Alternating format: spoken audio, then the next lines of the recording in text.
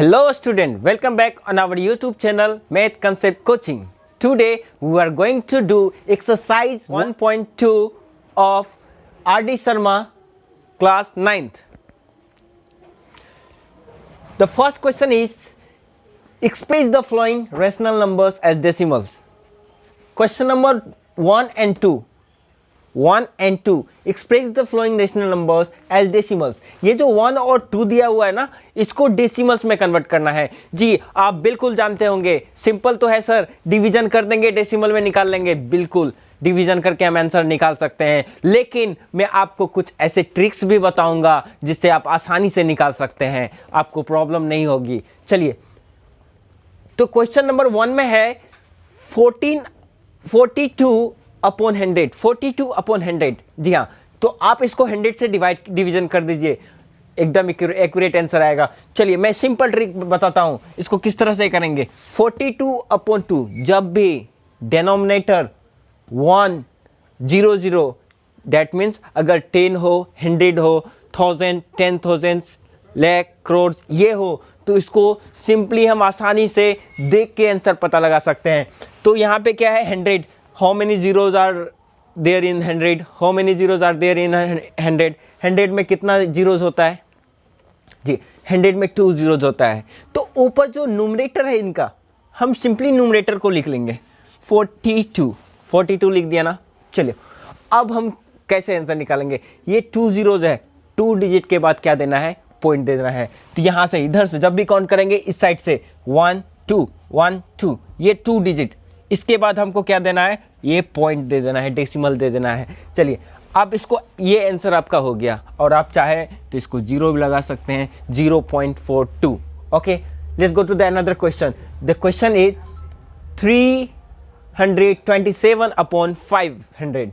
327 upon 500. जी हाँ, ये रूल यहाँ भी अप्लाई करेंगे, लेकिन थोड़ा सा यहाँ पे क्या है, 5 है. जी मैं क्या बोला, 10 100 तब एक्यूरेट इस तरह से हम कर सकते हैं, लेकिन अब हम क्या करेंगे, नीचे 100 लाएंगे. कैसे लाएंगे, ये जो 5 है ना, 5 से डिवाइड कर देते हैं उसको. चलिए किस तरह से होगा, ये 5 से डिवाइड कीजिए 327 को. क्या 5 6 जा 30, रिमाइनिंग क्या आएगा 2, एंड दैट मीन 27. 5 5 जा 25, रिमाइनिंग 2. यहाँ पे क्या आएगा, पॉइंट. क्या आएगा, पॉइंट. उसके बाद 5 4 जा 20. तो अगर हम 5 से डिवाइड करते 327 को, तो 65.4 आया. कितना आया, 65.4. लेकिन नीचे क्या था, 500 था, तो यहाँ पे क्या 100 बचा. तो मतलब 2 zeros है ना, यहाँ पे 2 zeros. तो ये डिजिट 2 टाइम्स क्या होगा, 2 डिजिट को क्या करेगा, जंप करेगा. जी 2 डिजिट को क्या करेगा, जंप करेगा. तो ये यहाँ पे आ जाएगा 1 2, ये डिजिट आ गया यहाँ पे. तो क्या हो गया, 0.654. 0.654 will be the right answer. Okay, going to another question. यहाँ पे देखिए 15/4 है. 15/4. जी सर 15/4 है. 15 को 4 से डिवाइड कर दीजिए. सिंपल है, सिंपली है, लेकिन आप इसको इस मेथड से भी आप कर सकते हैं. तो हाउ सर, कैसे, तो मैं बताता हूँ आपको.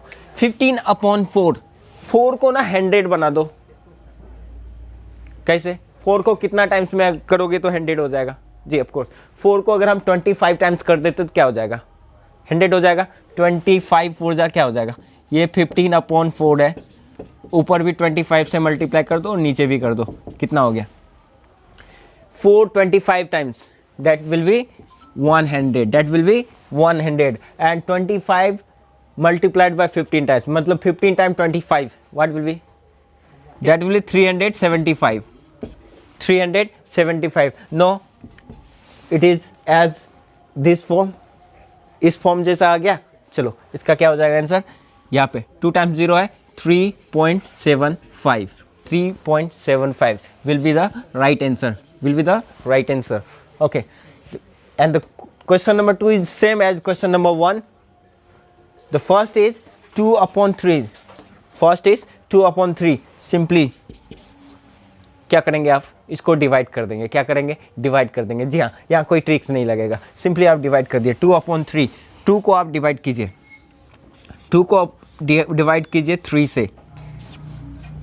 2 को 3 से डिवाइड करना है, क्या हो जाएगा? इसको हम 2 को लिख सकते हैं 2.0000 एंड जितना जीरो चाहे उतना पॉइंट के बाद हम लिख सकते हैं। चलिए अब यहाँ पे 3 से 2 डिवाइड हो रहा है, नहीं हो रहा है, तो हम यहाँ पे लगाएंगे पॉइंट।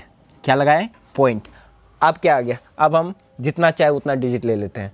तो यहाँ पे 20, क्या आ गया? 20। तो 20 कितना टाइम्स में? 6 टाइम में। 6 टाइम में कितना हो गया? 18। माइनस कीजिए 2, फिर रिमाइंडर क्या आ रहा है? 2, ये 0 दे दीजिए, फिर 6 टाइम में क्या आ जाएगा? 18, 2, ये क्या आ रहा है? 2 रिमाइंडर आ रहा है। हम कितना टाइम भी इसको करें, लेकिन ये 2 रिमाइंडर आते रहेगा और यहाँ 6 आते रहेगा। तो हम यहाँ पे आंसर क्या हो जाएगा मेरा? क्या हो जाएगा? यहाँ पे हो जाएगा इसका आंसर 2/3 इक्वल टू 0.6, ये बार दे देंगे ऊपर। जी हाँ, ये बार ब्रैकेट दे देंगे, मतलब ये रेकरिंग का हो गया, मतलब 6 क्या हो रहा है? रिकरिंग हो रहा है, रिपीटिंग हो रहा है। तो 0.6 recurring. Okay, and gonna to have another question is -4/9, -4/9। Just इसी तरह से करना है इसको भी। -4/9 मतलब 4 को डिवाइड कर देना है 9 से। तो आप डिवाइड करके बना सकते हैं, लेकिन यहाँ पे मैं एक शानदार ट्रिक दूंगा। अगर कोई भी रेशनल नंबर PYQ के फॉर्म में लिखा हो, उसको डेसिमल में करना हो और उसका डिनोमिनेटर क्या हो? 9 हो, 99 हो, 999 हो, या जितना भी 9 हो, या उसके बाद 0 हो। तो अभी मैं सिर्फ 9 का बता रहा हूँ, 0 इसमें लगाते हैं। अगर 90, 900 कुछ भी हो तो अभी 9। अगर नीचे 9 हो, अगर 1 टाइम 9 हो और कुछ नहीं हो तो क्या हो जाएगा? देखिए यहाँ पे क्या है? 4/9, -4/9 है, सॉरी, -4/9 है। तो यहाँ पे 9 कितना टाइम है? डिनोमिनेटर 1 टाइम है। तो इसको हम क्या करेंगे? 4 को हम लिख लेंगे। अब देखिए 9 1 टाइम है, तो 1 डिजिट के बाद पॉइंट दे देना है। 1 डिजिट के बाद क्या करना है? पॉइंट दे देना है। तो यहाँ कुछ नहीं तो मतलब क्या? 0 हो गया। तो 0.1। अब देखिए यहाँ ऊपर में ना 4 पे रेकरिंग दे देंगे। 4 पे क्या देंगे? रेकरिंग देंगे। और ये माइनस में है, ये माइनस में जी, it will be the right answer. ये क्या होगा? सही आंसर होगा जी। आप नहीं समझे तो एक और एग्जाम्पल है यहाँ पे क्वेश्चन नंबर 5 में, तो आगे वो करते समझ जाइएगा। चलिए क्वेश्चन नंबर 4 करते हैं। क्वेश्चन नंबर 4 क्या है? सिंपली आप 22 को डिवाइड कीजिए 13 से। क्या करेंगे? 22 को 13 से डिवाइड करेंगे, क्या होगा? 13 1 time 13, here will be 12 minus 3, that will be 9 and 0. Again, we know that 22 point we can write 0 0 0 0. So put here 0. Put here 0. Then after 13, 6 time, 0.6 time, 13 6 time, 78. Here will be 2 and 1. That will be 12. Put here 0 and 39 times 117. Here will be 3. Okay, put here 0 again. Then after 13 2 times, 13 2 times, 26. Here will be 4. Okay, then after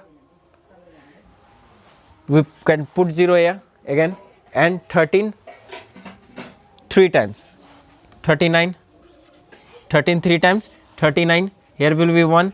Again we can put here 0, 10, but 10 is not divisible by 10 is less than 13, so we have to put here 0. Then again we have to put here 0. Then after here will be 13 7 ja 91. Here will be 9.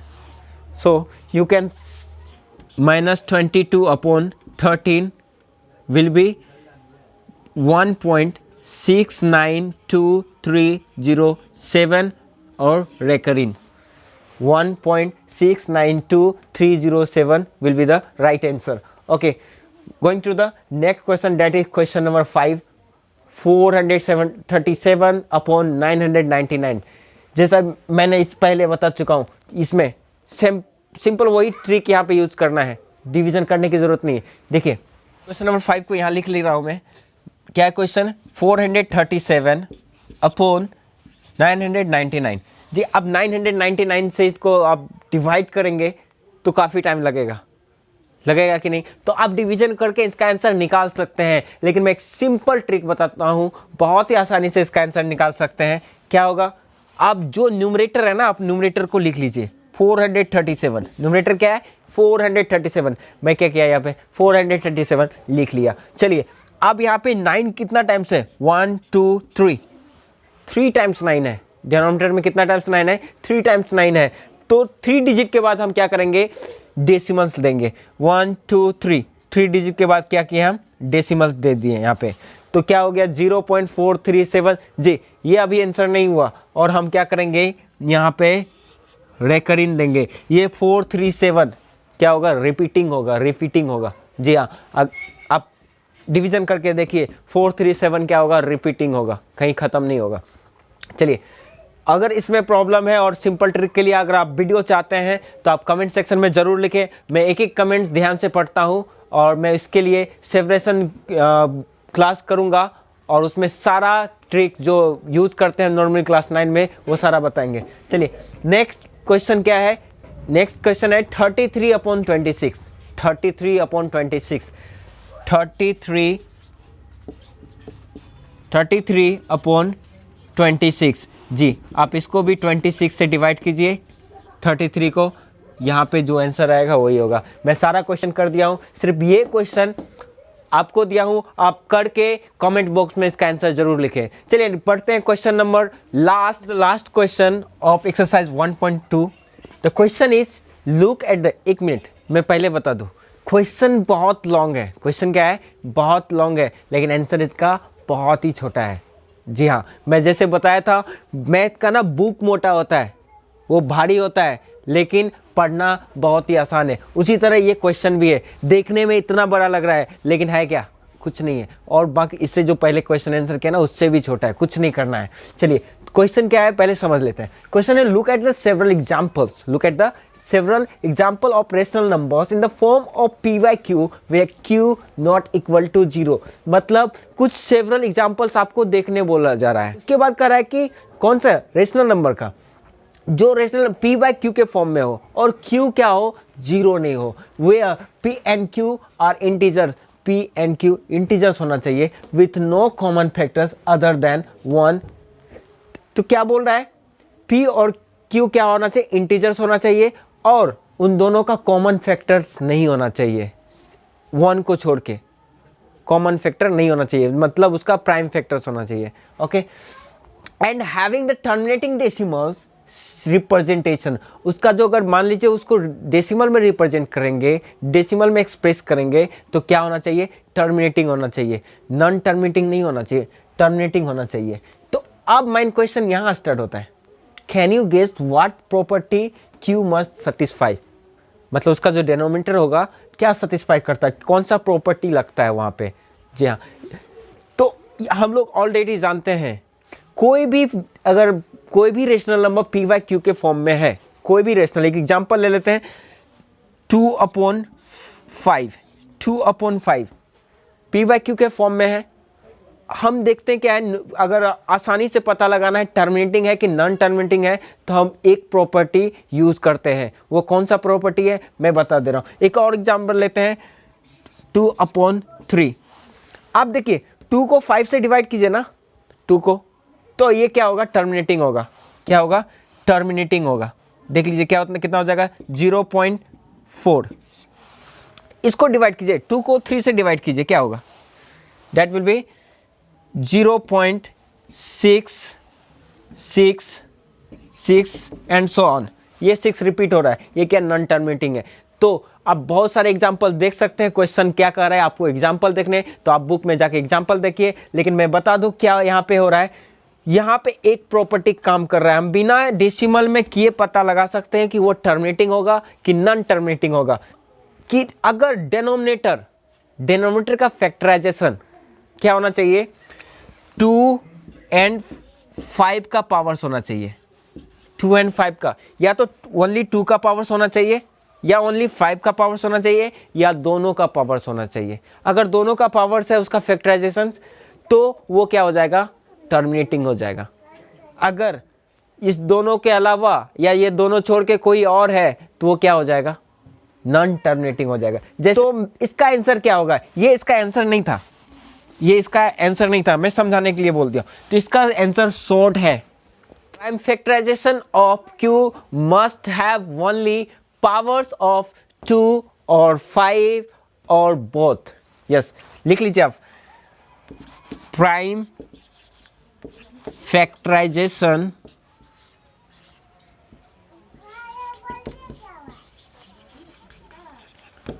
Of Q, आप denominators भी लिख सकते हैं लेकिन यहां पे Q बोला है तो Q क्या है, डेनोमिनेटर से। Prime factorization of Q must have only powers of 2 और 5 और बोथ। जी हाँ, प्राइम फैक्टराइजेशन Q का क्या होना चाहिए, या तो 2 का पावर्स होना चाहिए या 5 का पावर्स होना चाहिए या दोनों का पावर्स होना चाहिए। जी, इसके अलावा अगर कोई आता है उसमें तो वो क्या हो जाएगा, नॉन टर्मिनेटिंग हो जाएगा। तो ये प्रॉपर्टी है, ये क्या लिखा हूं मैं, प्रॉपर्टी। ये क्वेश्चन मिला जुला के सिर्फ बोल रहा है कि प्रॉपर्टी क्या है बता दो, तो उनको प्रॉपर्टी चाहिए जी, आपका प्रॉपर्टी नहीं चाहिए। यहाँ पे जो बनाने का प्रॉपर्टी है ना वो। चलिए, अगर इससे रिलेटेड कोई भी आपको प्रॉब्लम है, कहीं भी आपको कंफ्यूजन कुछ भी है, कमेंट सेक्शन में प्लीज जरूर लिखिए। सब्सक्राइब कीजिए, लाइक कीजिए, आपके लिए मेहनत करता हूं, किसी और के लिए नहीं। तो प्लीज लाइक कीजिए और शेयर कीजिए